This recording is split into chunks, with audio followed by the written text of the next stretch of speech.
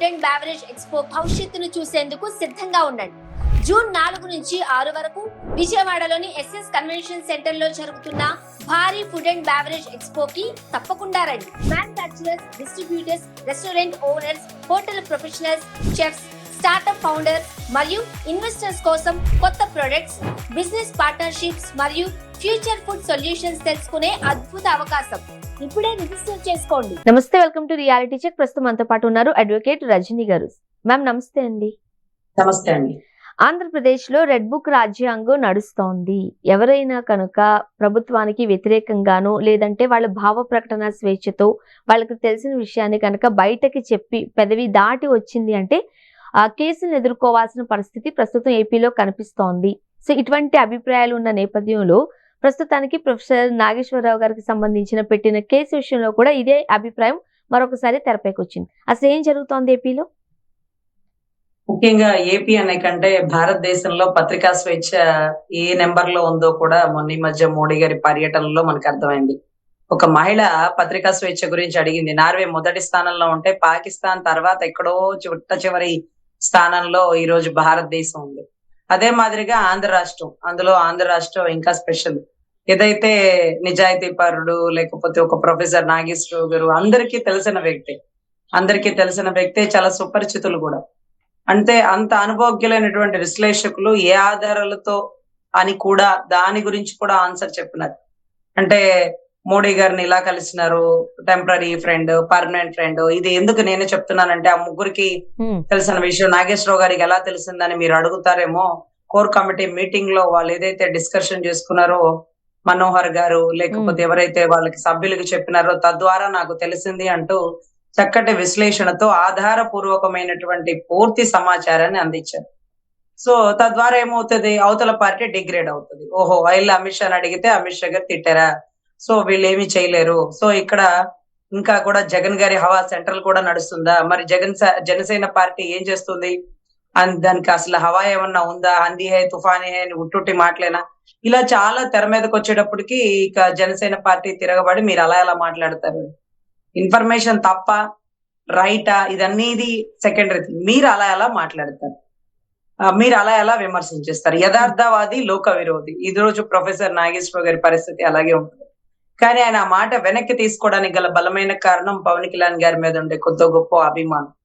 ఆయన తన కుమార్తె కొడుకు పెళ్లికి కూడా వచ్చినారని, లేకపోతే అతని మీద ఒక మంచి ఒపీనియన్ ఉందని, చుట్టూ ఉండే పరిస్థితులు అతన్ని చెడ్డవారిగా మారుస్తుందా, లేకపోతే అతన్ని సరైన పని చేయనీయలేకపోతుందా, లేకపోతే అతని పార్టీలో అసంతృప్తిగా అతన్ని మిగులుస్తుందా, whatever it may be, అతని మీద ఉండే మంచి అభిప్రాయంతో ఏదైతే ప్రొఫెసర్ నాగేశ్వరరావు గారు వెనక్కి తీసుకున్నారు. వెంటనే నేను మేడం మీరు అన్నట్టుగా మీరు ఈ ఎన్ని రీజన్స్ అయితే చెప్పారో వీటి వలన మాత్రమే నాగేశ్వరరావు గారు తన వ్యాఖ్యలు ఏవైతే ఉన్నాయో వాటిని ఉపసంహరించుకున్నారా? లేదు అని అంటే చాలా సందర్భాలలో ఫర్ ఎగ్జాంపుల్ మన క్లియర్ కట్ ఎగ్జాంపులే పోసాని కృష్ణమురళి గారు. ఆయన పట్ల జరిగిన ఆయన్ని తిప్పిన పోలీస్ స్టేషన్లుగా మొత్తం జిల్లాలన్నీ తిప్పేసిన పరిస్థితి మనం చూసాం. నాగేశ్వరరావు గారు కూడా ఆయన ఎక్కడ మాట్లాడారు? ఆయన మీద కేసు ఎక్కడ నమోదైందంటే కాకినాడలో కూడా నమోదైంది. అంటే ఇలాగ ఆయన కూడా స్టేషన్లు తిరగడానికి భయపడో లేకపోతే ఎందుకు వచ్చింది నాకు ఈ తలనొప్పి అనుకునో 4 అడుగులు వెనక్కి వేసి ఉన్నారు అనుకోవాలా? అంటే ఆలోచించాలేమోనండి. అరాచకపు పరిపాలనలో ఎవరిని ఎలా చేస్తున్నారో ఈ నీచపు రాజకీయాలకు ఆయనకు అర్థం కాని పరిస్థితి. అభిమానం కన్నా కూడా భయపడే లేకపోతే టెన్షన్ పడి ఎందుకు వచ్చింది తలనొప్పి అని అనుకునే మేబీ 4 అడుగులు వెనక్కి వేసి ఉన్నారు అంటున్నారు చాలా మంది విశ్లేషకులు. నేనైతే అలా అనుకోనండి. ఎందుకంటే బీజేపీ సహాయం లేనిదే గెలవలేనటువంటి టీడీపీ పార్టీ, ఇంకొకరి సహాయం లేనందే కనీసం ఎమ్మెల్యే కూడా అవ్వలేనటువంటి ఇంకొక పార్టీ సభ్యులు, వీళ్ళెవరూ కూడా ప్రొఫెసర్ నాగేశ్వరరావు గారికి సరికారండి. ఎందుకంటే బీజేపీతో సత్సంబంధాలు కూడా లేకుండా చక్కగా ఆయన ఎంతో గొప్పగా ఎమ్మెల్సీలో గెలిచినారు. అదే మాదిరిగా మీకు డబ్బు కావాలా, ఎలక్షన్ కి దానికి కావాలా, ఇది కావాలా అన్నప్పుడు నిరభ్యంతరంగా తిరస్కరించారు. ఆయన మొన్న ఈ మధ్య ప్రెస్ మీట్ లో కూడా చూసాను, ఒక మండల అధ్యక్షుడు కూడా వాడే కారు కూడా నా దగ్గర లేదు, నేను చాలా నిరాడంబరుని, నేను ఒక ఉద్యమకారకుడిని, నేను ఉస్మానియా యూనివర్సిటీ స్టూడెంట్ ని, నాకు చెప్తారు ఆ నీతులు. యుద్ధం బిగిన్ చేశారు, యుద్ధం మొదలు పెట్టారు. ఇక యుద్ధం నేను పూర్తి చేస్తాను, యుద్ధంలో నేనే గెలుస్తాను అంటూ అద్భుతమైన శబదాలు చేసినారండి. ఎందుకంటే మీరు అనుకున్నట్టుగా అలా అవడానికి ఛాన్సే లేదండి. అన్నిటికీ సిద్ధపడి వచ్చే వాళ్ళే ఉద్యమకారకులు ఏ పార్టీ లబ్ధి కోసమో ఏ అధినాయకుడు మెప్పు కోసమో పని చేసేవారు అయి ఉండరండి. ఖచ్చితంగా అయి ఉండరు. ఎందుకంటే నేను ఓపెన్ గా ప్రొఫెసర్ నాగేశ్వరరావు గారు వెనక్కి తీసుకున్నాక చెప్పినారు. మీకు కేంద్ర నిఘా సమాచారాలు 30,000 పైచులకు ఆడబిడ్డలు తప్పిపోయారని చెప్పినారు కదా.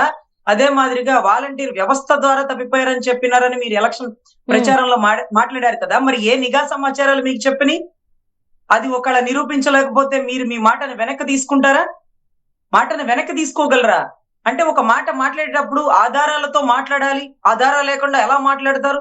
మీరు వెనక్కి తీసుకోండి, దీనివల్ల మా పార్టీ డిగ్రేడ్ అయిపోతుందని మాట్లాడుతున్న జనసేన పార్టీ సభ్యులు నాదెండ్ల మనోహర్ గారికి చెప్తున్నా, ఏ నిఘా సమాచారాలు చెప్పినాయ్యా మీ అధినాయకుడికి? ఏ నిఘా సమాచారాలు? కనీసం ఒక రాష్ట్ర ముఖ్యమంత్రికి కూడా ఇవ్వవే information. CBI, central bureau of investigation కదా ఆపరేషన్ సింధూర్ లాంటివి ఇవి చేసినాయి. కేంద్ర నిఘా వర్గాలు ఒక ఒక ఒక అద్భుతమైనటువంటి ఇన్ఫర్మేషన్ ని, చాలా నిగూఢమైనటువంటి ఇన్ఫర్మేషన్ ని, ఒక పార్టీ ప్రెసిడెంట్ 2 చోట్ల ఓడిపోయిన వ్యక్తికి కేంద్రంతో సత్సంబంధాలు ఉంటే మాత్రం ఇచ్చేస్తారా? అరే సత్సంబంధాలు ఉంటే టీలు కాఫీలు ఇచ్చి కూర్చోబెడతారా? ఈ ఆఫీస్ లో ఇన్ఫర్మేషన్ చెప్పరు. మరి ఏ ఆధారాలతో మాట్లాడారు మీ అధినాయకుడు? దాన్ని మీరు నిరూపించగలరా? అది కూడా వాలంటీర్ వ్యవస్థ ద్వారా అంట. మరి ఆ పార్టీ డిగ్రేడ్ అయిపోలేదా? ఆ పార్టీ డిగ్రేడ్ అయిపోలేదా? వాలంటీర్ వ్యవస్థ ద్వారా తప్పిపోయారా? కనీసం మండలం కూడా దాటి వెళ్ళరు, జిల్లా కూడా దాటి వెళ్ళని వాలంటీర్ వ్యవస్థని దేశాలు దాటి తరలించిన 30,000 మంది పైచులకు ఆడబిడ్డలకు వీళ్లే కారణం అని చెప్పినారే.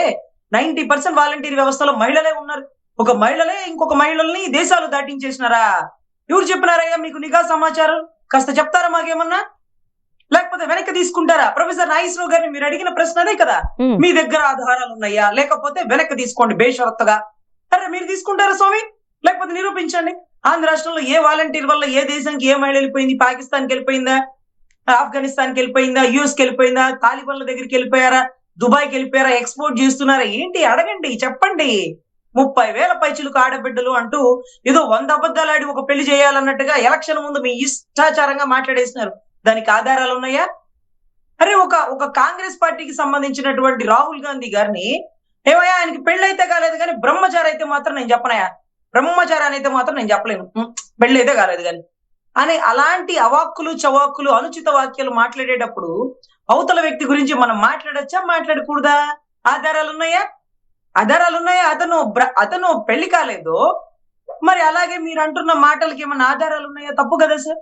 ఈ రోజు ప్రొఫెసర్ నాగేశ్వరరావు గారిని అష్ట దిగ్బంధనం చేసి నువ్వు పేటిఎం స్టారు, వైసీపీ కండవాలు, లేకపోతే నువ్వు చిల్లర ఎరుకునే రకాలు, నువ్వు ఇది అబ్బాబ్బా. జనసేన పార్టీ నుంచి అధికార ప్రతినిధులనే నెపంతో నోటికి వచ్చినట్టు మాట్లాడేసినారు.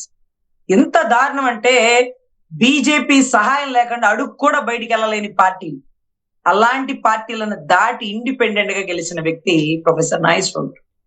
సో ఒక వ్యక్తి గురించి మాట్లాడేటప్పుడు అలా మాట్లాడొచ్చా, మాట్లాడకూడదా? మన పార్టీ నుంచి ఏ ఎమ్మెల్యేలు, ఎంపీలు చెప్పండి. మన పార్టీ నుంచి ఏ ఎమ్మెల్యేలు, ఏ ఎంపీలు సమాచారాన్ని అందించినారో అది తెలుసుకోవాలి.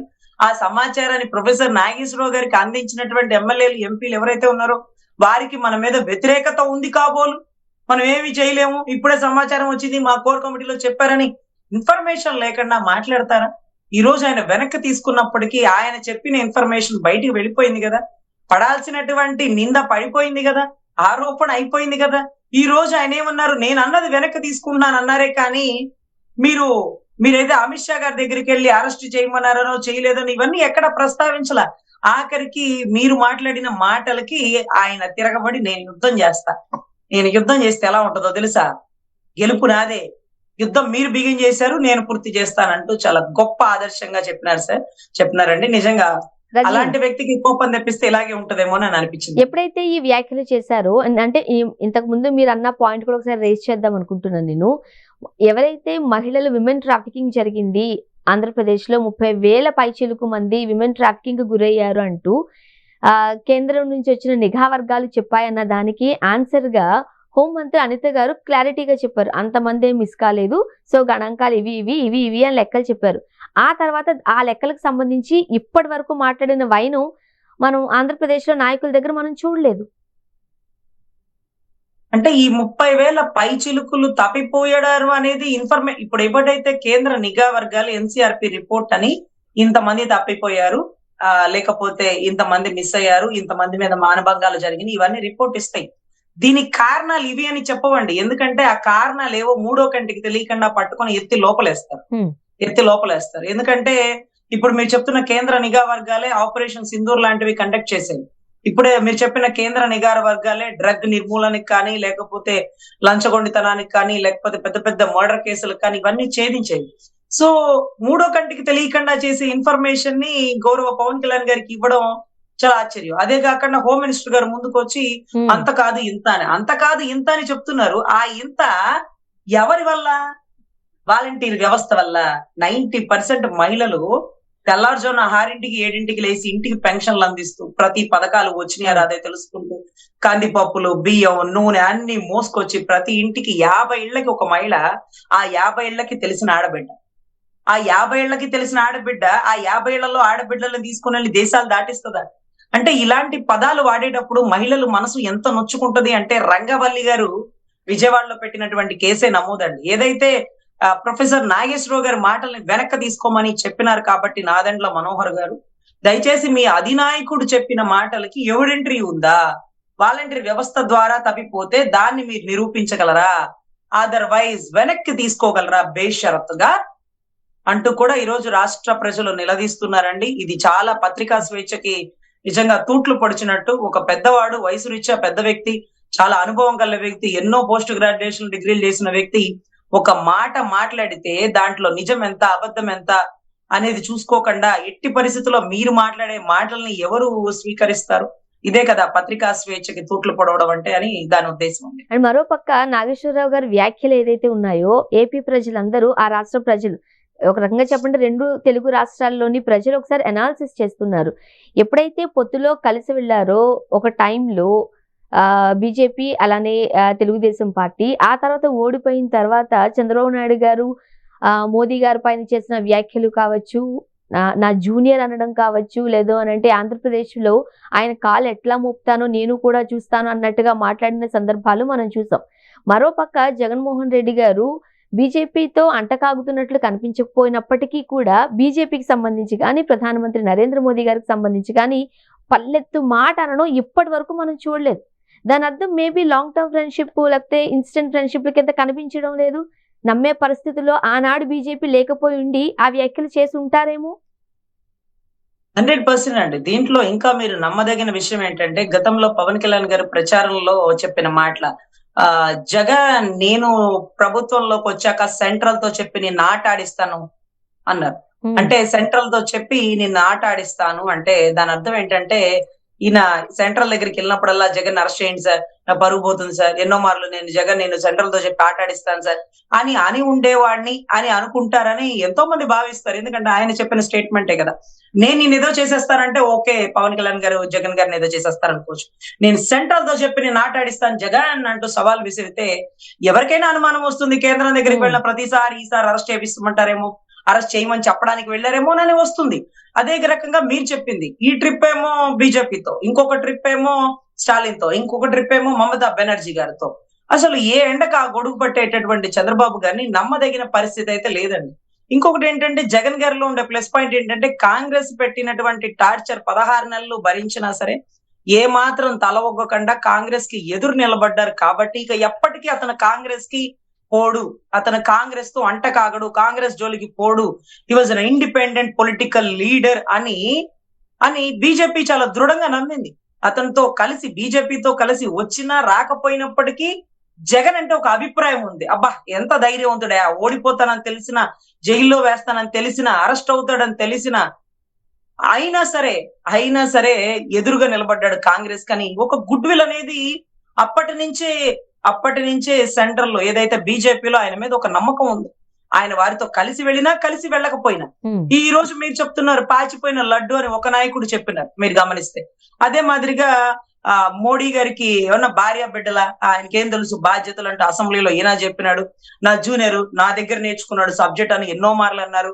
సో మోడీ గారు కూడా బాబు పోలవరాంని ఏటీఎం వాడినట్టు వాడతాడు అంటూ ఆయన స్టేట్మెంట్ ఇచ్చారు. మనం చాలా గమనించాల్సిన విషయం, ఎప్పుడు జగన్ గారు బీజేపీని తిట్టలేదు. బీజేపీ ఇన్నిసార్లు కూటమిలో ఉన్నప్పటికీ జగన్ వల్లే అమరావతి నాశనమైందని, జగన్ అరాచకవాదని, జగన్ ని పార్టీలోంచి దించేయాలని, జగన్ కి వ్యతిరేకంగా నిలబడాలని, ఈవెందో ఈవెన్ రాష్ట్రంలో ఉండే పురంధేశ్వరి గారు అక్కడ ఇక్కడ ఎంతమంది మాట్లాడినా గానీ అమిత్ షా గారి నోట నుంచి గాని నరేంద్ర మోడీ గారి నోట నుంచి గాని ఎప్పుడూ రాల.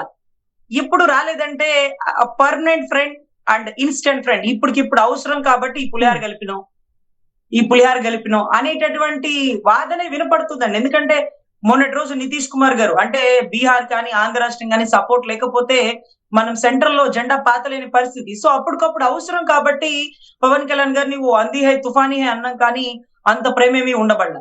అదే మాదిరిగా బాబు నుంచి చాలా నేర్చుకోవాలి అన్నారే కానీ బాబు మీద ప్రేమ కాదు. అదే మాదిరిగా మందకృష్ణ మాదిగనని దగ్గర తీసుకున్నారు, ఇదంతా ఓటు కోసం. సో ఇవన్నీ ఎలా ఉంటాయంటే ఖచ్చితంగా అప్పటికప్పుడు అవసరాన్ని బట్టి ఆ ప్రేమలు వలకపోస్తున్నారు. కానీ పర్మనెంట్ ఫ్రెండ్ అంటే అంటే మీరు చూడండి, ఇప్పుడు కూడా ఆయన ఎప్పుడైతే మోడీ గారిని తిట్టలేదు, మోడీ గారు ఆయన గురించి అసలు పదానికి కూడా ప్రస్తావించలేదండి. మీరు గమనిస్తే జగన్ అనే పేరుని కూడా ప్రస్తావించలేదు. ఇది ప్రొఫెసర్ నాగేశ్వరరావు గారు చెప్పాల్సిన అవసరం కూడా లేదు. అసలు ఎన్నో మార్లు ఎలక్షన్ లో అమరావతి ప్రచారానికి వచ్చినప్పుడు కూడా, ఆయన ఓడించడానికి వచ్చినప్పుడు కూడా జగన్ గారి పేరు ప్రస్తావించలేదంటూ అప్పుడు నేను కూటమిలో ఉన్నప్పుడు కూడా ఎన్ని మార్లు ఆలోచించినానో, ఇదేంట్రా బాబు ఆయన ఇటు వచ్చినాడు కదా అని. అప్పట్లో గంగా జలాలు తీసుకొచ్చి ఏదైతే భూమి పూజ చేసినారు చంద్రబాబు గారు ఉన్నప్పుడు. తర్వాత ఐదేళ్లు వీళ్ళు ఢిల్లీకి వెళ్ళి జంతర్ మంతర్ లో ధర్నాలు చేసిన, ట్రైన్ ఎక్కి రాజ్యసభలకు వెళ్ళినా, మీటింగ్లకు వెళ్ళినా, పార్లమెంట్కి వెళ్ళినా మోడీ గారు మాత్రం ఆంధ్ర రాష్ట్రంలో అడుగు కూడా పెట్టాల. ఈరోజు కూటమి వచ్చాక అడుగైతే పెట్టినారు కానీ వాళ్ళ గెలుపు కారణం అయ్యారు కాబట్టి అడుగైతే పెట్టినారు కానీ ఎక్కడ జగన్ అనే పేరు కూడా ప్రస్తావించాలి. వాళ్ళు వీళ్ళ పేరు తీరు, వీళ్ళు వాళ్ళ పేరు తీరు. 100% అండి. ఇది ఆయన చెప్పాల్సిన అవసరం లేదు. ఆ సత్సంబంధాలు లేకపోతే what ever it may B అంత స్నేహం లేదు, అంత ద్వేషము లేదు కావచ్చు. అంటే లేనిపోని ప్రేమలు కూడా లేవని మనం నమ్మాలి. ఎందుకంటే రాజకీయాలను ఫాలో అవుతున్న వాళ్ళు, రాజకీయాలు చూస్తున్న వాళ్ళకి మాత్రమే కాదు, ఎవరికైనా ఈ విషయం అయితే తేట తెల్లమే.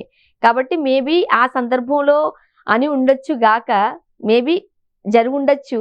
సో ఏపీ ప్రజల ఉద్దేశం కూడా అదే. నాగేశ్వరరావు గారు అన్న మాటల్లో వాస్తవికతనే వాళ్ళు చూస్తున్నారు. బట్ నాగేశ్వరరావు గారు వెనక్కి తీసుకున్నారు కాబట్టి మనకు మనం అక్కడే ఆగిపోవాలి. అండ్ నెక్స్ట్ కాక్రోచ్ పార్టీ మనం చూస్తున్నామండి. కొత్త బీజేపీ పార్టీ సృష్టిస్తున్న సంచలనం అంతా ఇంత కాదు. ముఖ్యంగా జంజీ ప్రభావితం అయిపోయారు. ఓకే, 4 రోజుల్లోనే 19 మిలియన్లకు పైగా ఫాలోవర్స్ వచ్చేసారు. ఎట్లా చూడాలి ఈ పార్టీని? ముఖ్యంగా ఇప్పుడు ఇందాక చెప్పినటువంటి ప్రొఫెసర్ నాగేశ్వరరావు గారి మాటల్లో కూడా జంజీ పార్టీ గురించి నేను విన్నానండి, కాక్రోచ్ పార్టీ గురించి. అయితే కాక్రోచ్ జనతా పార్టీ అంటూ స్థాపించారు. ఆయన అంటున్నారు, నాకు కూడా ఇలాంటి పార్టీలో చేరితే బాగుండేమో అనిపించేస్తుంది. ఎందుకంటే ఇక్కడ ఏదైతే ఇన్ని సంవత్సరాల నుంచి ఉండేటటువంటి మోడీ గారి పార్టీ గురించి గాని, లేకపోతే ప్రజల్లో ఉండే వ్యతిరేకత గాని ఈ పార్టీ స్థాపించడానికి గల ప్రధాన కారణం. ఇది పార్టీ స్థాపించేసినారా, ఇంకా సోషల్ మీడియాలో ఆ పదం ట్రెండ్ అవుతుందా కూడా కడు సందిగ్ధమేనండి. ఎందుకంటే చిన్న పిల్లలు అంటే ఒక 30 years ఒక జర్నలిజం చదివినటువంటి వ్యక్తి, లేకపోతే ఇక్కడ విదేశాల్లో ఇంకా ఎంఎస్ చేస్తున్నటువంటి వ్యక్తి ఈ పార్టీ స్థాపించడానికి గల ప్రధాన కారణం ఇది సోషల్ మీడియా వెబ్సైట్. అయితే ఇప్పటి వరకు నరేంద్ర మోడీ గారికి ఏంటంటే బీజేపీ పార్టీకి ఉండేటువంటి ఫాలోవర్స్ కి, అంటే ఇన్ని సంవత్సరాల నుంచి కష్టపడి తెచ్చుకున్న ఫాలోవర్స్ ని ఒక్క దెబ్బకి 3 ఇంతలు చేసేసింది ఓవర్ నైట్ లో భారత్ ఏదైతే కాక్రోచ్ జనతా పార్టీ. దాన్ని కాక్రోచ్ జనతా పార్టీ అంటున్నారు కానీ నిజంగా దాన్ని అందరూ పిలిచేది బీజేపీ అనే, బుద్ధింక జనతా పార్టీ అని తెలుగులో స్పష్టంగా చెప్పడం చూస్తున్నాం. 100%. అయితే దీని సింబల్ కూడా మీరు చూస్తే ఒక పద్మం కమలం బొమ్మని ఒక బొద్దింక తింటున్నట్టు ఒక ఫోటో కూడా వచ్చేసిందండి. అది బాగా ట్రెండింగ్ అవుతుంది. అయితే యువత ఆకర్షింపబడుతుంది. ఇంకొకటి ఏంటంటే వాళ్ళ సింబల్ కూడా చెప్పారు, ఇది సెక్యులర్ లేకపోతే రిపబ్లిక్ లేకపోతే సోషలిస్ట్ లేకపోతే వీటన్నిటికంటే మించి డెమోక్రటిక్, వీటితో పాటు లేజీగా ఉండడం అనేది ఈ పార్టీకి సంబంధించినటువంటి సిద్ధాంతాలు. లేజీ అంటే నాకు అర్థం కాలేదండి. ఎందుకంటే సుప్రీంకోర్టులో మా కొలీగ్స్ చాలా మంది ఉండేవాళ్ళు, సందీప్ చౌహాన్ అని ఆ సార్ చెప్పారు, లేజీ అంటే రోజు కోర్టుకు వెళ్తున్నావా రజనీ అంటే ఈ మధ్య పాలిటిక్స్ లోకి వచ్చినాను కదా సార్, పెద్దగా పోవటా లేదు అన్నా. అయితే నీకు ఎలిజిబిలిటీ ఉంటుందమ్మా ఈ పార్టీలో జాయిన్ అవడానికి అన్నారు. అదేంటి సార్ అంటే రోజు పొద్దున సాయంత్రం కోర్టుకి వెళ్ళి ఫైల్స్ చూసే వాళ్ళు దీనికి అర్హులు కారు, చాలా లేజీగా ఉండాలి. లేజీ అంటే అంటే ఏ పని చేయరా అంటే లేజీ అంటే ఏ పని చేయకపోవడం కాదండి. చాలా మంది కవులు ఉంటారు చూడరా, వాళ్ళు ఎక్కడ వెళ్ళి అన్ని పనులు చేయరు. వాళ్ళు ప్రశాంతంగా కూర్చొని మంచి ఆలోచన చేస్తారు. మంచి ఆలోచన చేస్తారు. మీరు గమనిస్తే టీ కొట్ల కాడ, మందు షాపుల కాడ, లేకపోతే చిల్లర కొట్ల కాడ ఖాళీగా కూర్చొని ఆలోచించే వాళ్ళు ఉంటారు. వాళ్ళు మోడీ గారు ఎందుకు ఈ పార్టీతో సత్సంబంధాలు పెట్టుకున్నారో కూడా వాళ్ళు ఆలోచిస్తారు. వాళ్ళకి అంత గొప్ప నాలెడ్జ్ ఉంటది. కానీ వాళ్ళు ఏం పని చేయరు. వాళ్ళు లేజీగా ఉంటారు. అంటే లేజీగా ఉండే వాళ్ళ ఆలోచన అన్ని రెట్లు పనిచేస్తుంది. అంటే ఖాళీగా ఉంటది కదా మైండ్. ఇప్పుడు సపోజ్ పొద్దున ఆఫీస్కి వెళ్ళాలి, సాయంత్రం పిల్లలకి ట్యూషన్ చెప్పాలి, ఇంకోటి ఇవన్నీ ఉన్నాయి అనుకోండి. ఈ క్లమ్జీలో చాలా బిజీ అండి. నా షెడ్యూల్ చాలా బిజీ అండి. ఓకే, అయితే మీ మైండ్ పెద్దగా పనిచేయదండి. You are fit. సో మీరు ఖాళీగా ఉంటున్నారా? నిరుద్యోగుల ఖాళీగా ఉంటున్నారా? రిటైర్ అయిన పీపుల్ ఖాళీగా ఉంటున్నారా? ఇంట్లో మహిళల ఖాళీగా ఉంటున్నారా? చాలు మీరే మా దానికి eligibility. You are the lazy people. Lazy people అంటే ఖాళీగా కూర్చునే వాళ్ళు కాదు, ఏ పని చేయని వాళ్ళు, ప్రశాంతంగా మైండ్ పెట్టి ఆలోచించదగినటువంటి వాళ్ళు. అండ్ ఇప్పటి వరకు ఫోన్ చూడడాన్ని చాలా తప్పుగా చూసేవారు. వాళ్ళు ఏమంటున్నారు తెలుసా, ప్రపంచం అంతా కూడా సోషల్ మీడియాలోనే ఉంది కాబట్టి దాన్ని ఎవరైతే ఎక్కువగా ఫాలో అవుతుంటారో రండి మా దగ్గరికి అంటున్నారు. 100% అండి. ఎందుకంటే ఇప్పుడు సపోజ్ మేము చూసినాం అనుకోండి, ఒకప్పుడు పుస్తకాలు చదవడం చాలా ఇంట్రెస్ట్ గా ఉండేది. ఇప్పుడు పుస్తకాలు చదివేంత టైం లేకుండా ఏదో ఒక పని చేసుకుంటా వీడియోస్ పెట్టుకొని సపోజ్ భగత్ సింగ్ గారు, తరివెల్ల నాగిరెడ్డి గారు, అంబేద్కర్ గారి భావజాలమో, లేకపోతే కమ్యూనిజం, లెనినిజం, మార్క్సిజం ఇవన్నీ వింటూ నోట్స్ ప్రిపేర్ చేసుకోవడమో, వినడమో అలవాటు అయిపోయింది. సోషల్ మీడియాలో ఎవరేం పెడుతున్నారు అది ట్రెండింగ్ అంటే మాకు సంబంధితే. ఇప్పుడు మహిళలు చీరల గురించి కానీ, ఆడబిడ్డలు వంటల గురించి కానీ, లేకపోతే కొత్త కార్ల గురించి కానీ, వీటి గురించి కాదు, పాలిటిక్స్, రాజకీయాలు ఎటు నుంచి ఎటు తిరుగుతున్నాయి. అసలు మీకు తెలుసు కదా, అతను ఎవరు పార్లమెంట్ లో ఏదో ఒక పేరండి, ఏం పేరు అతను, చెద్దానో ఏదో రాఘవ్ చెద్దా. అతను ఎంత బాగా మాట్లాడాడు చూడండి, ఎంత గొప్పగా మెసేజ్ ఇచ్చాడు. ఎవ్వరు తీసుకురాని టాపిక్స్ ని తీసుకొచ్చారు ఆయన. ఇన్కమింగ్ అవుట్ గోయింగ్ సంబంధించిన ఇష్యూలో ఆయన పాపులర్ అయిపోయారు. అది ఏంటంటే ప్రశ్నించే ధోరణి యువతకు ఉంటుందండి. కానీ ఆ యువతని కూడా బీజేపీ ఎలా కబంధ హస్తాలతో నలిపేస్తుంది అనేది ఆ యువత గ్రహించారండి. ఈ రోజు కేజ్రీవాల్ గారు ఆయన మీద వేసిన ఎలిగేషన్ ని ఆయన నిరూపించుకోవడమే కాకుండా సుప్రీంకోర్టులో పర్మిషన్ తీసుకొని సుప్రీంకోర్టు జడ్జిని సైతం అనుమానించినారు. మీరు కూర్చుంటే నా కేసుకి జడ్జిమెంట్ రాదు, ఈ ప్లేస్ లో ఇంకొక జడ్జి కూర్చోవాలని ఆర్డర్ కూడా వేసినారు. అదే మాదిరిగా ఆయన కేసుని ఆయనే ఆర్గ్యుమెంట్ చేసుకున్నారు. అంత గొప్ప విద్యావంతులు. కానీ అటువంటి వాళ్ళని కూడా బలవంతంగా బీజేపీలోకి లాగేసే ప్రయత్నాలు జరుగుతూ, కేసుల్లో పెద్ద బ్యాంకు దోపిడీ కేసుల్లో ఉన్న వాళ్ళు బీజేపీలో జాయిన్ అయిపోతూ, లేకపోతే మత విద్వేషాలు తీసుకొస్తున్నటువంటి బీజేపీ పార్టీని చూస్తుంటే చాలా మంది ముస్లిం యువత, క్రిస్టియన్ యువత భయాందోళనకు గురవుతున్నారండి. మొన్న మా గుంటూరులో ఒక మీటింగ్ జరిగినప్పుడు ప్రొఫెసర్ కాసిం గారు వచ్చారు. ఆయన స్పీచ్ ఇస్తూ దేశం ప్రమాదంలో పడబోతుంది, అన్ని మతాలు మేల్కొనపోతే దేశం మొత్తం ఒక హిందూయిజంగా చేయాలని ప్రోపకండా చేస్తున్నటువంటి మోడీ గారు ఈ రోజు హిందూ మతం కాకుండా వేరే ఏ మతం ఉన్నప్పటికీ వాళ్ళకి ఎటువంటి ప్రభుత్వ పథకాలు రాకుండా, ఉద్యోగాలు రాకుండా అన్ని రకాల ఇబ్బందులు వేస్తూ అవసరమైతే వాళ్ళని దేశాలు దాటి చేస్తున్నారు. అంటే వెస్ట్ బెంగాల్లో ఎంతో మంది చొరబాటుదారులు వీళ్ళు అంటూ ముద్ర వేసేసి వాళ్ళని పాకిస్తాన్లకి అక్కడికి ఇక్కడికి తరలించేది. సో యువతలో చాలా తిరుగుబాటు ఉందండి. ఎందుకంటే ఎప్పటి నుంచో ముస్లిం, క్రిస్టియన్, బౌద్ధిజం, సిక్కుజం అన్ని ఉండిపోయినాయి. మనది సెక్యులర్ కంట్రీ కదా, ఒక independent country, republic country, democratic country, socialist country, secular country అని అన్ని పదాలు మన రాజ్యాంగంలో పొందుపరిచినప్పుడు ఈ రోజు సడన్ గా సెక్యులర్ నేను ఎత్తేస్తాను, ఇది హిందుస్థాన్ హమారా స్థాన్ అంటే అది అయ్యే పని కాదు. ఇప్పుడు తిరుగుబాటుదారులు, చొరబాటుదారులు అనే పదాలు వాడుతున్నటువంటి బీజేపీ బృందానికి ఈ కాక్రోచ్ పార్టీని చూస్తే కడు భయం వేసి ఇమీడియట్ గా వాళ్ళు ట్విట్టర్ లో పెట్టిన పోస్ట్ కూడా డిలీట్ చేసేసినారండి, అది ఎవరికి కనపడకుండా. ఈ రోజు కేంద్ర నిఘా వర్గాలు మొత్తం ఈ కాక్రోచ్ జనతా పార్టీ గురించి ఆలోచించడం బిగిన్ చేసినాయి. ఎందుకురా ఈ పదం వచ్చిందంటే సుప్రీంకోర్టు చీఫ్ జస్టిస్ చెప్తున్నారు, మీకేమి యువత ఖాళీగా ఉండి ఆర్టీఐలు వేసి పని పాట లేక బొద్దింకల్లాగా, కాక్రోచ్ లాగా, మీరు పరాన్న జీవుల్లాగా పని చేస్తున్నారు అంటూ ఒక పదజాలాన్ని వాడబట్టి, అవునా మేము కాక్రోచులా పనిచేస్తున్నామా? చెత్తలోంచే కాక్రోచులు వస్తాయి, కాక్రోచులు వస్తాయి అంటూ వాళ్ళ కాక్రోచ్ జనతా పార్టీ అనేది ఒకటి స్థాపించడానికి గల ప్రధాన కారణం ఏదైతే సుప్రీంకోర్టు చీఫ్ జస్టిస్ గారు వాడినటువంటి పదజాలం. అండ్ మీకు సంబంధించింది, మాకు సంబంధించింది కూడా ఒక వర్డ్ మాట్లాడారు. ఎవరైతే జర్నలిస్టులు ఉన్నారో, న్యాయవాదులు ఉన్నారో వాళ్ళు సమాచార హక్కు చట్టాన్ని అడ్డు పెట్టుకుని దుర్వినియోగం చేస్తున్నారు, దోచుకుంటున్నారు, ఈ వ్యాఖ్యలు కూడా చేయడం జరిగింది.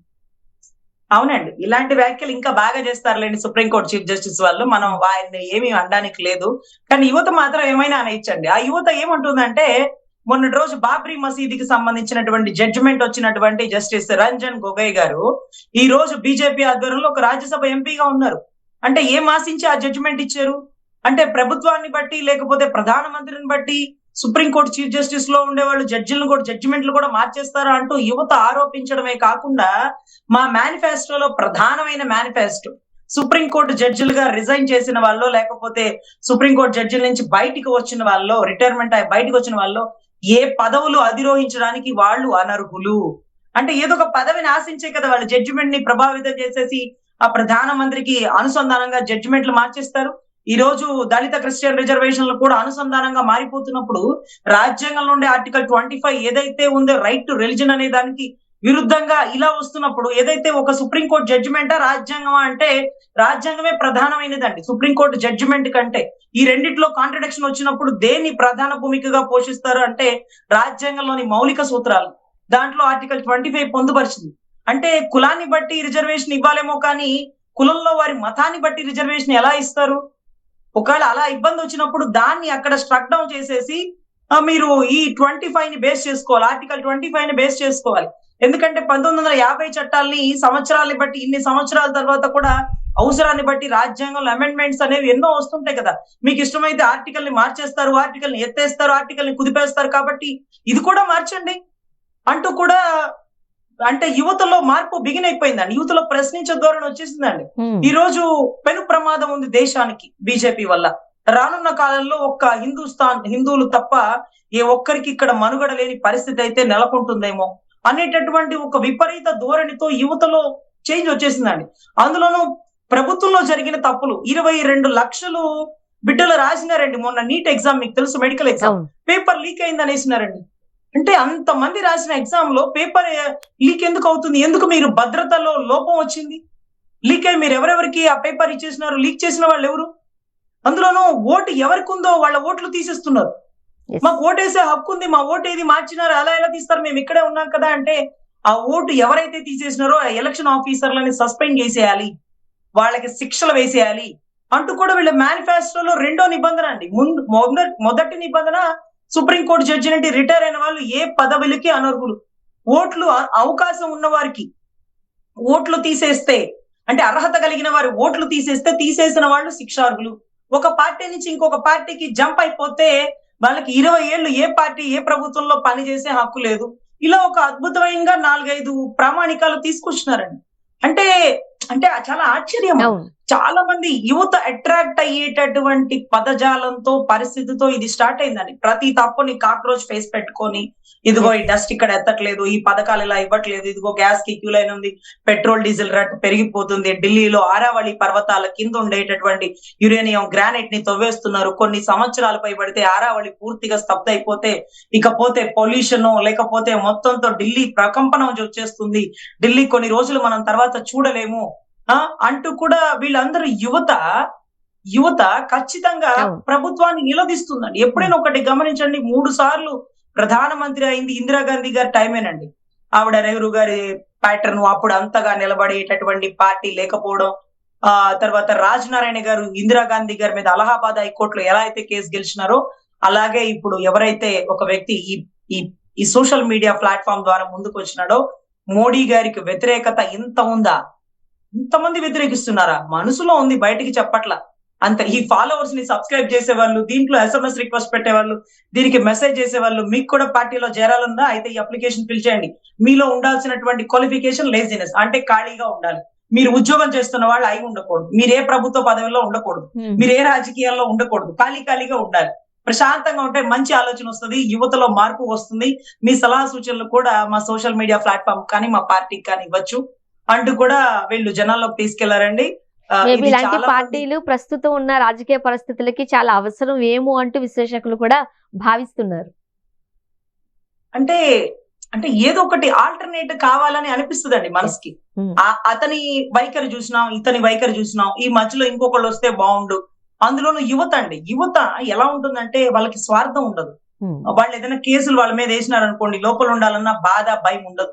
ఏదో పోగొట్టుకుంటారన్న బాధ ఉండదు. ఎందుకంటే ప్రతి ఒక్కరికి ఫర్ సపోజ్ బీజేపీ సిద్ధాంతాలు కొన్ని మనకు నచ్చలేదు అనుకోండి, నాకు అటవీ బిడ్డలంటే చాలా అభిమానం, అలాంటిది గతంలో అక్కడ అడవి బిడ్డలని లేకపోతే ఉగ్రవాదులు అన్నట్టుగా ఇంకోటి అన్నట్టుగా అలా అలా చంపేస్తుంటారు వాళ్ళు, నక్సలైట్లు అన్నట్టుగా చంపేస్తుంటారు.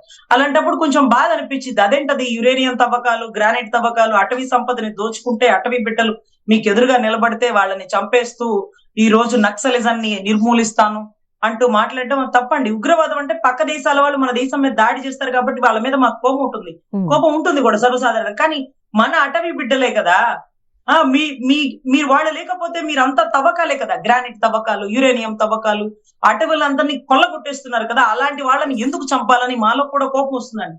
కానీ బీజేపీకి ఎవరు ఎదురెళ్ళలేదు. అలాంటప్పుడు మూడో కంటికి తెలియకుండా ఈ సోషల్ మీడియాలో ఒక మెసేజ్ పెట్టాలని అందరికీ అనిపిస్తుందండి. ఫర్ సపోజ్ అందరికీ అనిపిస్తుంది. మనతో పాటు ఉన్నటువంటి ముస్లిమ్స్, క్రిస్టియన్స్ వాళ్ళకి ఎప్పుడో ఒక పండగ అండి, తుమ్మితే తగ్గితే వచ్చే పండగ హిందువులకు ఉంటుండే.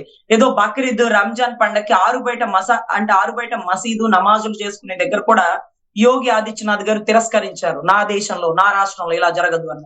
అదేంటది, మీ రాష్ట్రం ఏంటి? మీరేమన్నా సనాతన ధర్మ పరిరక్షకుల, మతాధిపతుల, పీఠాధిపతుల? ఒక రాష్ట్రానికి ముఖ్యమంత్రి కదా, అంటే అన్ని మతాలకి మీరే ముఖ్యమంత్రి కదా, అందరికి మీరే బాస్ కదా, మరి ఒకళ్ళకొకలాగా ఇంకొకళ్ళకొకలాగా ఇవ్వడం అది కరెక్ట్ కాదు కదా. ఒకవేళ మీకంతా మీ భక్తి మీద లేకపోతే మీ ధర్మం మీద ప్రేమ ఉంటే మీరు ముఖ్యమంత్రి పదవి నుంచి రాజీనామా చేసి హిందూ ధర్మ ప్రచారకులాగా లేకపోతే ఆదిశంకరాచార్యలాగా ముందుకెళ్ళిపోవాలి. ఒక రాష్ట్ర ముఖ్యమంత్రి హోదాలో ఉండి మీరు ఎలా అలాంటి రూల్స్ పెట్టేస్తారంటూ యువత చాలా ప్రశ్నలు సంధించినారు. అందులో ముస్లిం యువత కూడా ఉన్నారు. సో ఇటువంటి అప్పుడు వ్యతిరేకత అనేది తీవ్ర స్థాయిలో ఉంటే, ఎంత ఉంటే వాళ్ళు ఇన్ని సంవత్సరాల నుంచి సాధించుకున్నటువంటి సబ్స్క్రైబర్స్ లేకపోతే ఫాలోవర్స్ ను మించి 3-4 దాటి కాక్రోచ్ జనతా పార్టీకి వచ్చిందంటే, సుప్రీంకోర్టు చీఫ్ జస్టిస్లు కూడా ప్రభుత్వాలని బట్టి జడ్జిమెంట్లు ఇచ్చేస్తున్నారా? ఎలక్షన్ కమిషనర్లు వాళ్ళతో కలిసి ఓట్లు తీసేస్తున్నారా? మీకు తగ్గట్టుగా వేసేస్తున్నారా? ఆ గెలిపే వెస్ట్ బెంగాల్ గెలుపు పూర్తిగా కొల్యూటెడ్ అయిపోయింది, ఇది కరెక్ట్ కాదు అంటూ ఎంతో మంది యువతలో తిరుగుబాటు వచ్చి బయటకు వచ్చిందండి. అంటే ఇది ఎప్పటి నుంచో రావాల్సిన పార్టీ ఏమో మరి ఎందుకు సడన్ గా వచ్చింది? మమతా బెనర్జీ గారి మీద అపరిమితమైన ప్రేమ కలిగిన వాళ్ళ, లేకపోతే కేజ్రీవాల్ గారి అనుసంధానకుల, లేకపోతే బీజేపీకి వ్యతిరేకుల, లేకపోతే క్రైస్తవుల, లేకపోతే ముస్లింసా, whatever it may be, ఇంతమందికి వ్యతిరేకత ఉందా? మోడీ గారి మీద ఇంత వ్యతిరేక ఫాలోవర్స్ ఉన్నారా? ఇంకా కూడా మోడీ గారి ఫాలోవర్స్ రిమూవ్ చేయడానికి కూడా వీళ్ళు ప్రయత్నిస్తున్నారట. వీళ్ళ మీద కేంద్ర నిఘా వర్గాలు పనిచేస్తున్నాయి. వీళ్ళు ఎవరెవరికి తెలుసు, ఎవరెవరికి మెసేజ్ పెడుతున్నారు, దీన్ని స్టార్ట్ చేసింది ఎవరు? స్టార్ట్ చేసిన అతను చెప్తున్నాడు కదా, నేను ఒక జర్నలిస్ట్ ని, నేను పూణేలో జర్నలిస్ట్ ని, now I'm studying in abroad అని ఎంత క్లియర్ గా చెప్తున్నారు. ఎవరు ఇక్కడ భయపడే పరిస్థితి లేదండి. ఎంత భయం లేదంటే ప్రాణాలకు తెగిస్తారు. మీకు తెలుసు, ఇందిరాగాంధీ గారిని చంపిన సిక్కులు ప్రాణాలకు తెగించి చంపినారు. ఎందుకని? ఆ మతం జోలికి వచ్చారు కాబట్టి, లేకపోతే ఆ మత ధర్మాన్ని కించపరిచినారు కాబట్టి, వాళ్ళు భావించినారు కాబట్టి అంత ప్రోటోకాల్ ఉన్నటువంటి ఇందిరాగాంధీ గారిని చంపడానికి కూడా వెనుకాడనటువంటి సిక్కులు. మరి అదే మాదిరిగా మహాత్మా గాంధీ గారిని చంపినటువంటి గాడ్సే ఎక్కడ తిరుగుబాటుకి వెనుకంజ వేయరండి. అంత వ్యతిరేకత వచ్చేసింది. మహాత్మా గాంధీ గారు చనిపోయే ముందు ఆయన చర్లవాడ జైల్లోనో ఎక్కడోనండి, సబర్మతి ఆశ్రమం దగ్గర ఉన్నప్పుడు కూడా చాలా మంది చెప్పారట, మీ మీద తిరుగుబాటు బిగినైపోయింది, ఇవాళ కాకపోతే రేపైనా మిమ్మల్ని చంపేస్తారు, చాలా మంది మీకు వ్యతిరేకతగా ఉన్నారనే వర్షన్ బిగినైపోయింది. సో ఇటువంటి పరిస్థితుల్లో ఎవరు మోడీ గారికి వ్యతిరేకులు? ఏ పార్టీ సభ్యులు, ఏ మతానికి సంబంధించిన వాళ్ళు, ఏ రిజర్వేషన్లు మీరు మార్చేస్తున్నారు, ఏ జడ్జిమెంట్లు మీరు ఇచ్చేస్తున్నారు, సుప్రీంకోర్టు చీఫ్ జస్టిస్ని ప్రభావితం చేసేసి, ఏ ఎలక్షన్ కమిషనర్ మీ కంట్రోల్లో పెట్టుకున్నారు, ఏ సిబిఐ దర్యాప్తు వ్యవస్థను మీ అండర్ కంట్రోల్లో పెట్టుకుంటున్నారు. సో ఈ తిరుగుబాటు ఎంత దూరం వెళ్తుందో ఇప్పుడైతే ప్రెసెంట్ సోషల్ మీడియా ప్లాట్ఫామ్ ఏనండి. వీళ్ళు పార్టీగా మాత్రం ఆవిర్భవిస్తే యువత పెట్టిన పార్టీ కాబట్టి ఈ కూసాలు కదిలిపోతాయండి. ఇప్పటికే చాలా ప్రకంపనలు బిగినైపోయినాయి. వాట్ ఈస్ కాక్రోచ్ పార్టీ అంటూ. సో పద్మాన్ని తినేస్తున్న కాక్రోచ్ పార్టీ అంటూ ఒక ఫోటో పెట్టారు కాబట్టి ఇంకా భయం అనేది రెట్టింపు అయిందండి బీజేపీతో సత్సంబంధాలు కలిగిన వారికి కూడా. చూడాలండి ఎంతవరకు వెళ్తుందని. Thank you so much Rajani గారు, మీ అభిప్రాయాలు పంచుకున్నారు. Thank you. ఇది వాళ్ళ రియాలిటీ చెక్. Stay tune.